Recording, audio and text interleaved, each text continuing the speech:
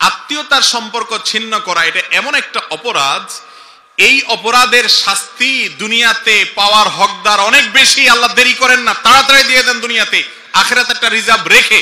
এই হাদিসে স্পষ্ট বলেছেন নবী সাল্লাল্লাহু আলাইহি সাল্লাম, আখিরাতের শাস্তি রিজার্ভ রেখে, ওটা তো আছেই, দুনিয়াতে আল্লাহ তাআলা খুব তাড়াতাড়ি করে শাস্তি দিয়ে দেন। এবং সবচেয়ে দ্রুত যেই অপরাধের শাস্তি পাওয়ার হকদার হয় বান্দা, সেটা হলো আত্মীয়তার সম্পর্ক ছিন্ন করা। হাদিসে কুদসিতে আত্মীয়তার বন্ধনের সাথে আল্লাহ কথা বলেছেন, তাকে কথা বলার সুযোগ দিয়েছেন। সে তো সাধারণত কথা বলার ক্ষমতা নাই, কিন্তু আল্লাহ তাআলা তো যে কোনো কিছুকে কথা বলাতে পারেন।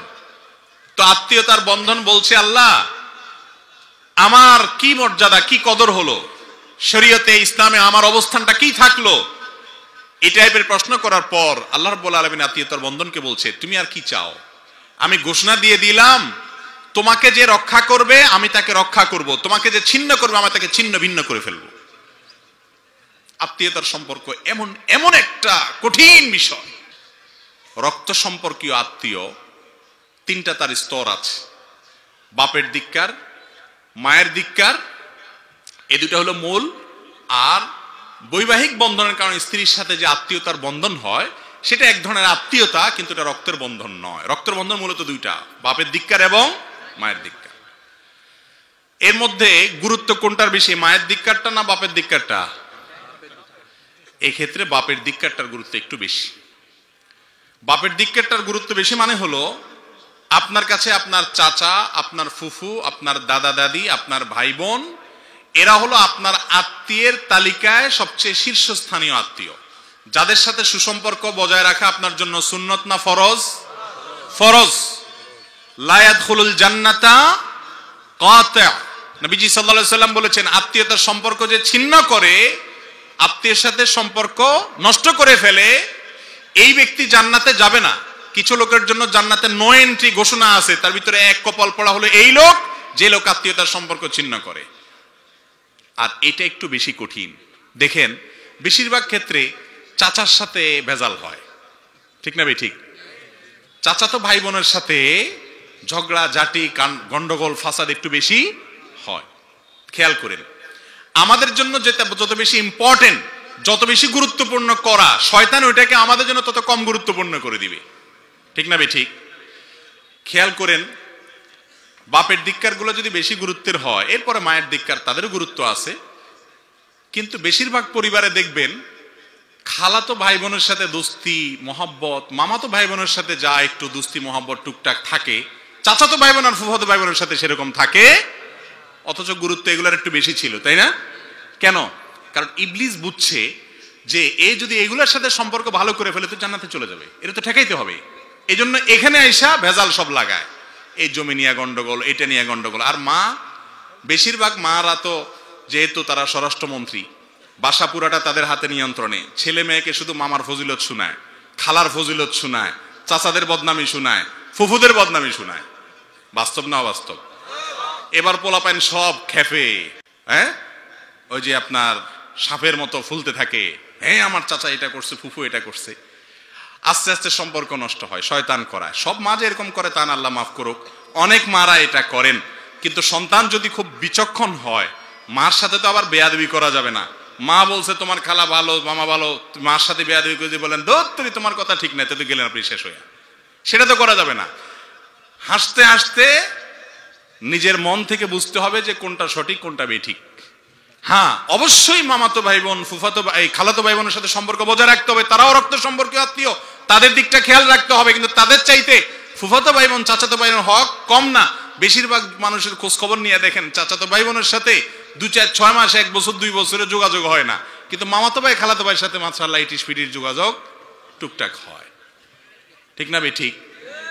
মামার জন্য যে মহব্বত, চাচার জন্য সে মহব্বত, খালার জন্য যত মহব্বত হয়, ফুফুর জন্য তত মহব্বত। অথচ শরীয়তের গুরুত্ব, প্রায়োরিটি যদি বুঝি, তাহলে এগুলোকে কোনোভাবে ছোট করার সুযোগ, অবশ্যই মামা খালার সাথে সম্পর্ক বজায় রাখেন, কিন্তু এদেরকে ছোট করতে পারেন। ফুফুদের তো অবস্থা সবচেয়ে কাহিল।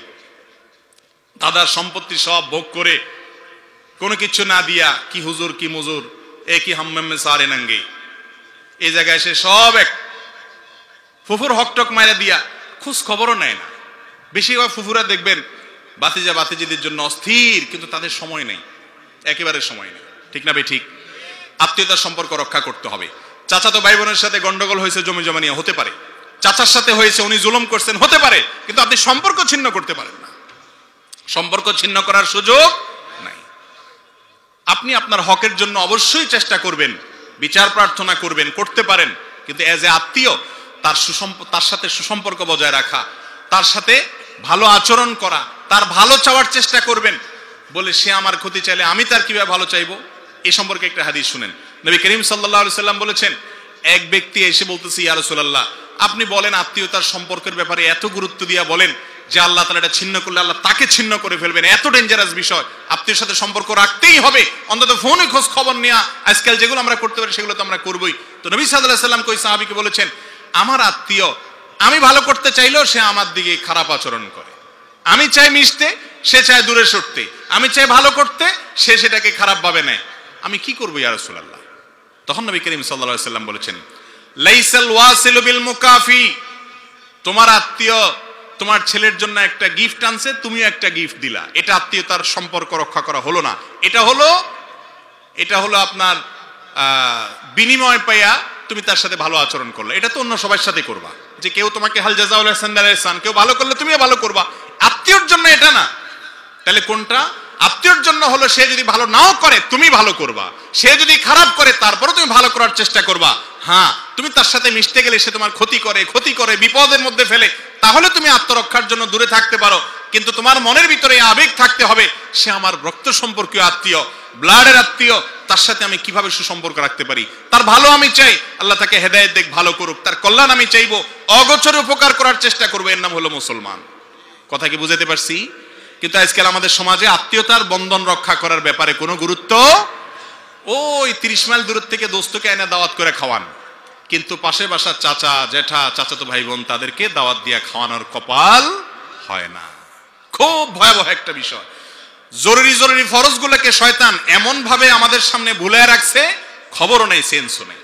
তাহলে আত্মীয়তার সম্পর্ক রক্ষা যদি না করে, কেউ ছিন্ন করে, কোনো একটা কারণে আপনি কথা বললেন না, ফুফুর সাথে একটা কথা কাটাকাটি হয়েছে, কোনো কিছু নিয়ে ভুল বোঝাবুঝি হয়েছে, চাচার সাথে হয়েছে, বাস কথা বন্ধ করে দিলেন, জায়েজ নাই। 3 দিন রাগ করতে পারেন। আল্লাহ তাআলা বান্দার এই ন্যাচারাল কষ্টকে স্বীকার করেন, অর্থাৎ এই কষ্টকে আল্লাহ রাব্বুল আলামিন এলাও করেন। ঠিক আছে, তুমি কষ্ট পাইছো, 3 দিন চুপ থাকো। কিন্তু লা ইয়াহিল্লু লিমুসলিমিন আন ইয়াহজুরা আখাহু ফাওকা 3 লায়াল। 3 দিনের বেশি আপনি রাগ করে থাকবেন, যোগাযোগ রাখবেন না, এই সুযোগ নেই। মিশতে আপনাকে হবেই। সে মিশতেছে না, আপনি যাই মিশবেন, সালাম দিবেন, তার ভালো করার চেষ্টা করবেন। সে ভুল বুঝতেছে, বুঝুক, যতক্ষণ পর্যন্ত আপনি ক্ষতিগ্রস্ত না হন আপনার চেষ্টা অব্যাহত রাখতে হবে। একটু কঠিন, একটু জটিল, একটু তিতা ওষুধ কিন্তু খাইতে হবে, কারণ আমাকে জান্নাতে যেতে হবে। চেষ্টা করবো তো ইনশাআল্লাহ।